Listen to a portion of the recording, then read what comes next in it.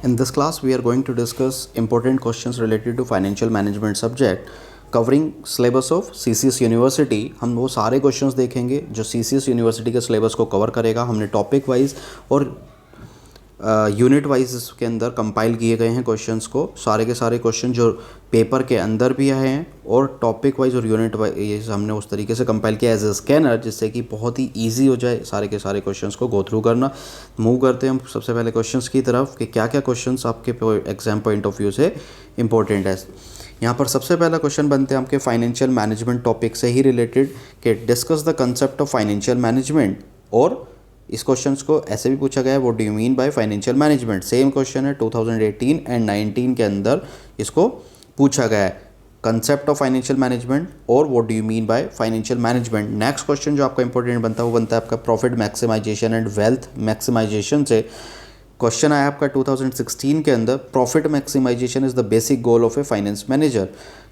ये एक स्टेटमेंट है, आपको इसको एक्सप्लेन करना है, एलैबोरेट करना है क्या प्रॉफिट मैक्सिमाइजेशन किसी भी फाइनेंस मैनेजर का बेसिक गोल होता है या नहीं होता। अगर होता है तो आपने उसके सपोर्ट में एलैबोरेट करना है किस तरीके से प्रॉफिट मैक्सिमाइजेशन बेसिक गोल किसी भी फाइनेंस मैनेजर का होगा।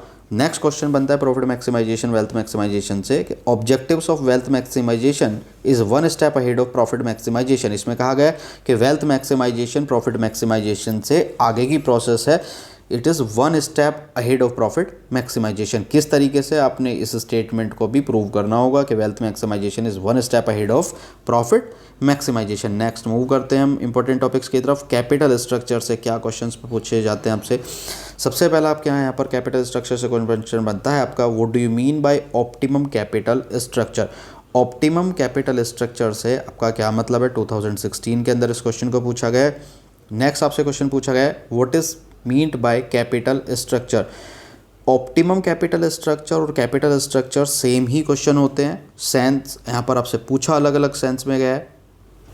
देखिए ऑप्टिमम का यहाँ पर मतलब होता है ऐसा कैपिटल स्ट्रक्चर जो कि ना कि ज़्यादा हो ना ही कम हो, जो हमें मैक्सिमम प्रॉफिट दे और मिनिमम वेस्टेज हो, मिनिमम लॉस के चांसेस उसके अंदर हो। तो यहाँ पर ऑप्टिमम कैपिटल स्ट्रक्चर के बारे में बताएंगे, ऐसा कैपिटल स्ट्रक्चर जहाँ पर मैक्सिमाइज किया जा सके किसी भी प्रॉफिट को और रिड्यूस किया जा सके रिस्क ऑफ लॉस। नेक्स्ट यहाँ पर क्वेश्चन है, what is meant by capital structure. Same question आपसे 2018 के अंदर भी पूछा गया है, वो डिफाइन कैपिटल स्ट्रक्चर। एंड इसमें साथ साथ यहाँ पर पूछा गया है, discuss the factors affecting the capital structure. वो कौन से फैक्टर्स होंगे जो कैपिटल स्ट्रक्चर को इफेक्ट करेंगे।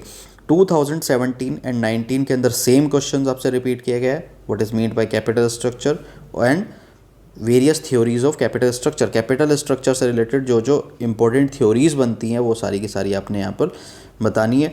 नेक्स्ट क्वेश्चन आता है यहाँ पर, what is under capitalisation and over capitalisation. Capitalisation से यहाँ पर क्वेश्चन पूछे गए हैं कि अंडर कैपिटलाइजेशन कौन सी सिचुएशन होगी एंड ओवर कैपिटलाइजेशन कौन सी सिचुएशन होगी। 2018 के अंदर आपसे अंडर कैपिटलाइजेशन पूछा गया, 19 के अंदर ओवर कैपिटलाइजेशन। दोनों ही क्वेश्चंस बहुत ही इंपॉर्टेंट बनते हैं।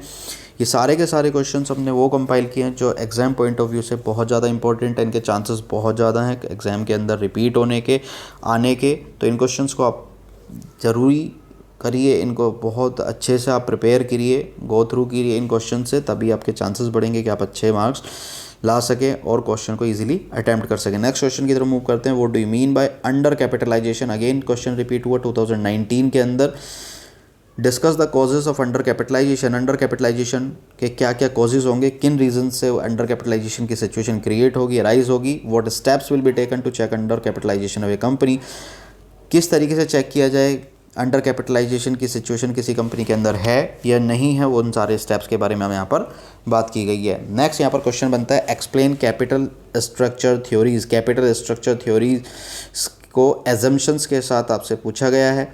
ये एक भी इंपॉर्टेंट क्वेश्चन बनते हैं, explain net operating income approach, या फिर नेट इनकम और नेट ऑपरेटिंग इनकम के अंदर भी आपसे डिफरेंस आ सकता है। यहाँ पर क्वेश्चन पूछा जा सकता है, differentiate between net income approach and net operating income approach. यहाँ पर ये क्वेश्चन भी बहुत इंपॉर्टेंट बनता है और यहाँ पर इनकी आपने क्या डिफाइन करनी है, इन सभी की एजम्पशंस के साथ कि क्या क्या एज्यूम किया जाता है इन थ्योरीज। हर थ्योरी के अंदर कुछ ना कुछ एजम्पशंस होती है, किसी के अंदर टैक्स रेट 0 होगा, किसी के अंदर कॉस्ट ऑफ डेट का कैसे कंसीडर करेंगे, वो सारी की सारी चीज़ें आती हैं आपकी एजम्पशंस के अंदर। नेक्स्ट हम चलते हैं कॉस्ट ऑफ कैपिटल से रिलेटेड कि क्या कॉस्ट ऑफ कैपिटल से रिलेटेड इंपॉर्टेंट क्वेश्चन बनते हैं। कॉस्ट ऑफ कैपिटल के अंदर सबसे पहले स्ट्रेट फॉरवर्ड क्वेश्चन पूछा जाता है आपका, what do you mean by cost of capital. देखिए हर चैप्टर से स्ट्रेट फॉरवर्ड क्वेश्चन बनते हैं, उनका चांसेस सबसे ज़्यादा रहता है। चैप्टर का जो भी नाम है या चैप्टर का जो बेसिक मीनिंग है वो क्वेश्चन सबसे ज़्यादा रिपीट होते हैं, उनके चांसेस सबसे ज़्यादा होते हैं क्वेश्चन के अंदर रिपीट होने के। तो यहाँ पर कॉस्ट ऑफ कैपिटल से भी क्वेश्चन पूछा गया है, what do you mean by cost of capital. Next यहाँ पर क्वेश्चन बनता है what is weighted average cost of capital. Weighted average cost of capital जिसको हम WACC भी बोलते हैं। वेटेड एवरेज के अंदर क्या होगा, cost of debt, preference, equity, सारी की सारी इन सब की कॉस्ट को ऐड कर देंगे, उसको बोलते हैं हम, या इसको ओवरऑल कॉस्ट भी बोला जाता है। ओवरऑल कॉस्ट ऑफ कैपिटल जिसको हम डिनोट करते हैं KO से, ओवरऑल कॉस्ट ऑफ कैपिटल जिसको डिनोट करेंगे हम KO से, overall. What is next question यहाँ पर बनता है, what is meant by compounding technique for adjusting the time value of money. वैसे ये specific question time value of money का है, लेकिन आपके सिलेबस में TVM स्पेसिफिक नहीं है, अलग चैप्टर नहीं है, तो हम इसी के अंदर इसको कंसिडर करेंगे। What is meant by compounding technique. Compounding technique का क्या मतलब होता है, कंपाउंडिंग का मतलब क्या होगा, फ्यूचर वैल्यू आपने निकालना, प्रेजेंट वैल्यू से फ्यूचर वैल्यू निकाला, उसको हम कंपाउंडिंग बोलेंगे। क्या क्या मेथड्स होंगे और क्या क्या हम टेक्निक्स यूज़ करेंगे, क्या क्या वो रेट होंगे। ईयरली कंपाउंडिंग होगा आपका, सेमी एनुअली है जिसको हाफ ईयरली बोलेंगे, मंथली, क्वार्टरली, वो सारी की सारी चीज़ इसके अंदर आ जाएंगी। नेक्स्ट यहाँ पर क्वेश्चन बनता है describe the capital asset pricing model जिसको हम CAPM भी बोलते हैं। CAPM मॉडल, CAPM का मतलब क्या होगा, CAPM का मतलब होगा यहाँ पर आपने कॉस्ट कैलकुलेट करनी होगी। कॉस्ट के अंदर जब हमें रिस्क फैक्टर गिवन होगा, क्या गिवन होगा, रिस्क फैक्टर। यहाँ पर रिस्क फैक्टर का मतलब होगा जिसको हम बीटा से डिनोट करते हैं, बीटा इक्विटी भी हम इसको बोलते हैं। यहाँ पर बीटा या रिस्क फैक्टर गिवन होगा तब हम यहाँ कॉस्ट कैसे कैलकुलेट करेंगे, CAPM मेथड से, कैपिटल एसेट प्राइसिंग मेथड से, जिसका फॉर्मूला क्या होगा,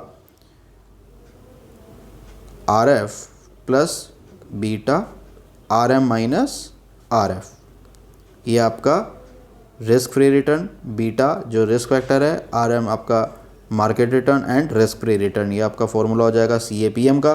नेक्स्ट आपका यहाँ पर इंपॉर्टेंट क्वेश्चन पूछा गया है, differentiate between redeemable and irredeemable debenture. Irredeemable और रिडीमेबल डिबेंचर का क्वेश्चन आपसे 2016 के अंदर पूछा गया है। मूव करते हैं नेक्स्ट इंपॉर्टेंट क्वेश्चन की तरफ जो कि वर्किंग कैपिटल टॉपिक से आएंगे। वर्किंग कैपिटल टॉपिक से आपसे क्या क्वेश्चन पूछे गए हैं। यहाँ पर सबसे पहला क्वेश्चन जो वर्किंग कैपिटल से बनता है वो है आपका, what are the consequences of excess and inadequate working capital.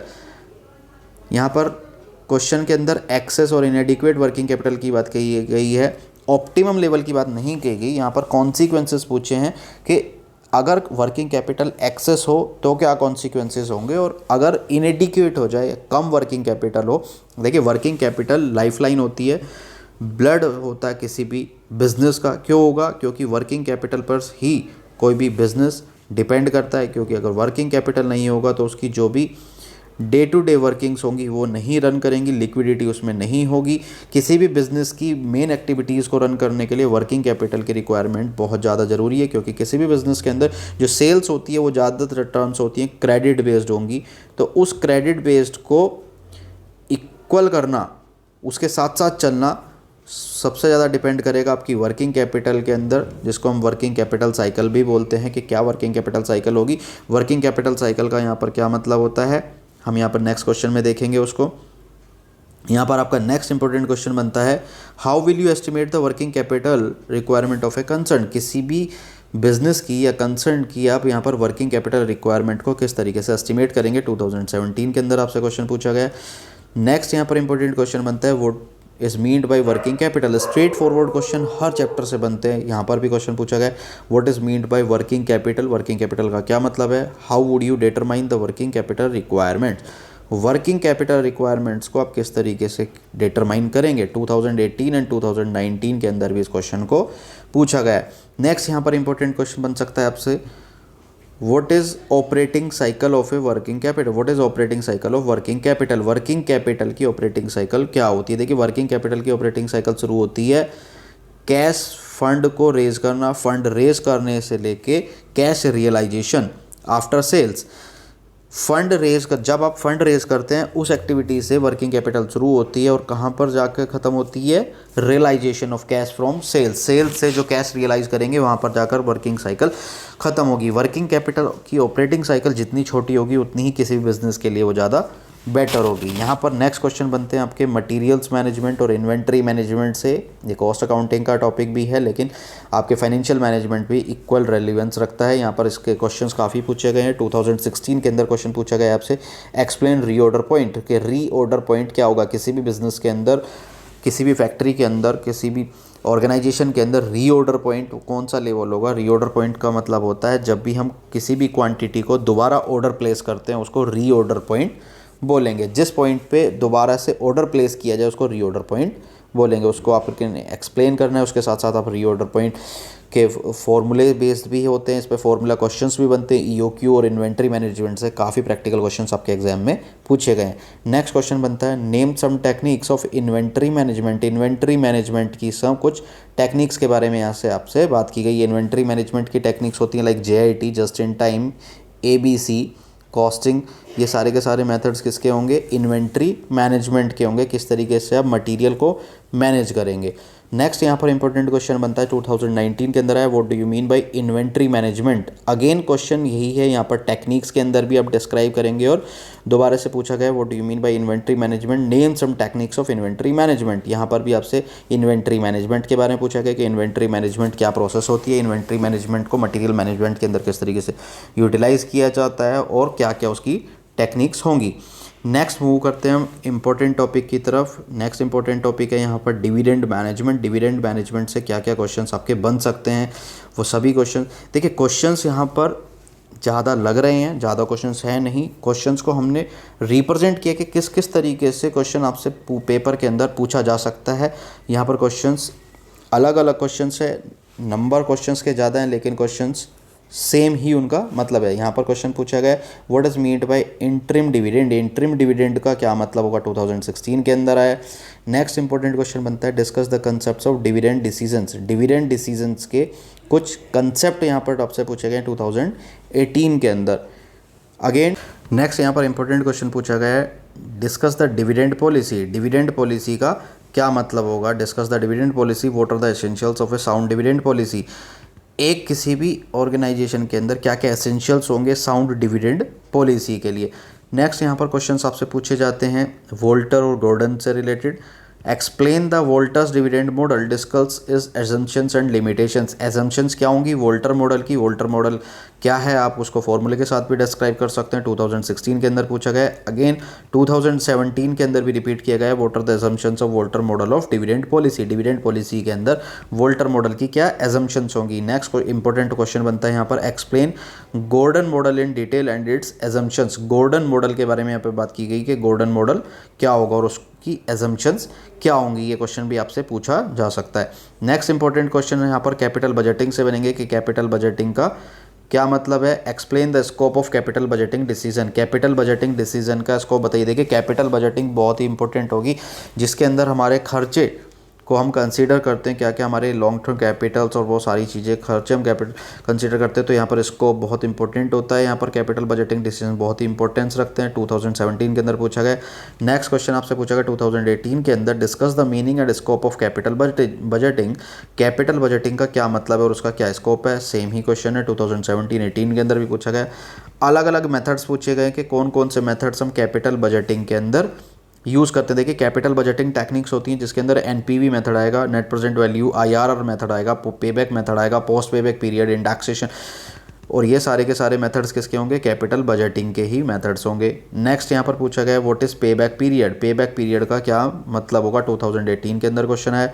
2017 and 19 के अंदर आपसे क्वेश्चन पूछा गया what is meant by internal rate of return, IRR। यहाँ पर IRR से क्वेश्चन पूछा गया कि IRR, कई बार आपसे क्वेश्चन यहाँ पर डिफरेंस में पूछा जाता है कि NPV एंड IRR के अंदर डिफरेंस बताइए। What do you differentiate between NPV and IRR, क्या डिफरेंस होगा वो आपने डिफ्रेंशिएट करना होगा, इससे भी क्वेश्चन आपसे पूछा जा सकता है।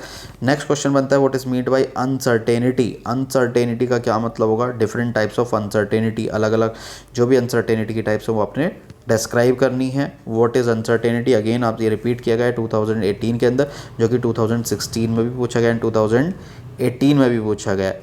नेक्स्ट इंपॉर्टेंट क्वेश्चन की तरफ मूव करते हैं। देखिए नेक्स्ट इंपॉर्टेंट क्वेश्चन बनते हैं आपके प्रैक्टिकल क्वेश्चंस, क्योंकि 70 मार्क्स में आपका 40 और 60 का रेशो बनता है ज़्यादा से ज़्यादा। 60% आपका थियोरेटिकल कंसेप्ट आता है और 40% आपका प्रैक्टिकल। ये कम ज़्यादा भी हो सकता है, कोई फिक्स्ड रेशो नहीं है। यहाँ पर 35 और आपका 55 का रेशो भी बन सकता है, 35% एंड 55%। यहाँ पर जो सबसे ज़्यादा प्रैक्टिकल क्वेश्चन आपसे पूछे जाते हैं वो क्वेश्चन बनते हैं आपके EOQ से रिलेटेड, कि EOQ पर सबसे ज़्यादा बार क्वेश्चन पूछे गए हैं।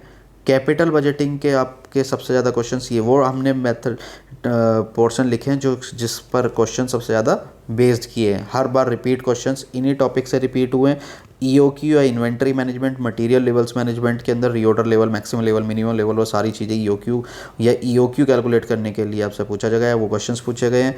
नेक्स्ट पूछे गए हैं आपसे कैपिटल बजटिंग से related payback period, post payback period, index of post payback profit, इन सब से क्वेश्चन पूछे गए हैं। इन सब पर मैं ऑलरेडी वीडियोस डाल चुका हूँ। कॉस्ट ऑफ कैपिटल जो हमने चैप्टर को डिटेल में हमने वीडियोस डाली है, उनके अंदर प्रैक्टिकल क्वेश्चंस को हमने अच्छे से किया है और रोज़ ये सारे प्रैक्टिकल भी उसके अंदर कवर किए गए हैं। नेक्स्ट बनता है आपका इन्वेंट्री मैनेजमेंट, कि इन्वेंट्री मैनेजमेंट का क्या मतलब होगा। इन्वेंट्री मैनेजमेंट से भी आपके प्रैक्टिकल क्वेश्चंस बनते हैं, इन्वेंट्री मैनेजमेंट।